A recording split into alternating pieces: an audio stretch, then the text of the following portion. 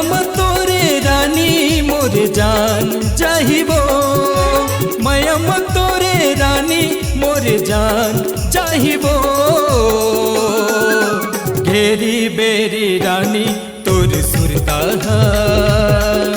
मोला सताथे वो, घेरी बेरी रानी तोर सुरता मोला सताथे वो।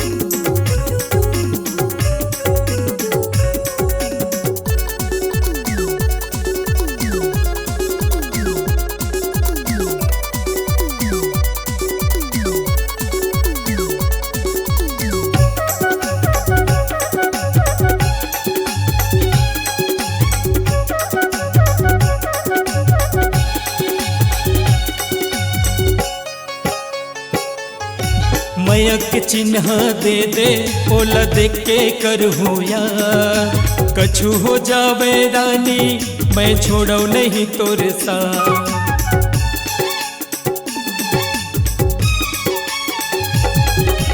मयक चिन्ह दे दे ओला देख के करहूँ यार, कछु हो जावे रानी मैं छोड़ो नहीं तोरे साथ। हमर मायाला एक दिन दुनिया जान चाहिबो, हमर मायाला एक दिन दुनिया जान चाहिबो। घेरी बेरी रानी तोर सुरता मोला सताथे वो।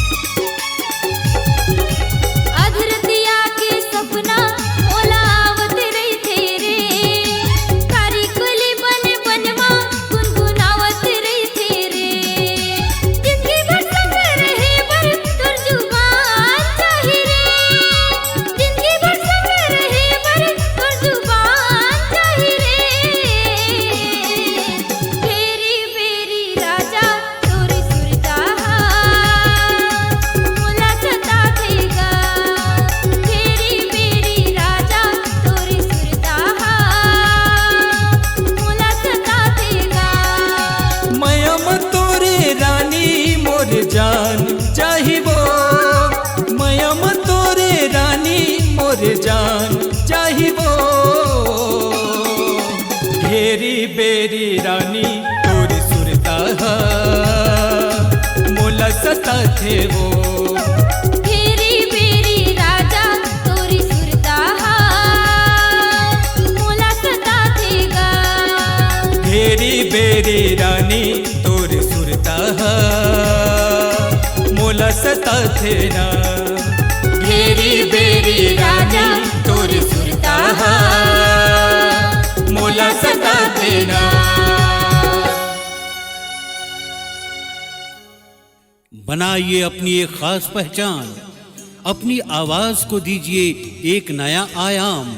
तो याद रखिए एक ही नाम, Upasana studio. Upasana studio digital multi track audio video recording. Bijju sound service Pali, जिला कोरबा, छत्तीसगढ़। Mobile number 9340823283।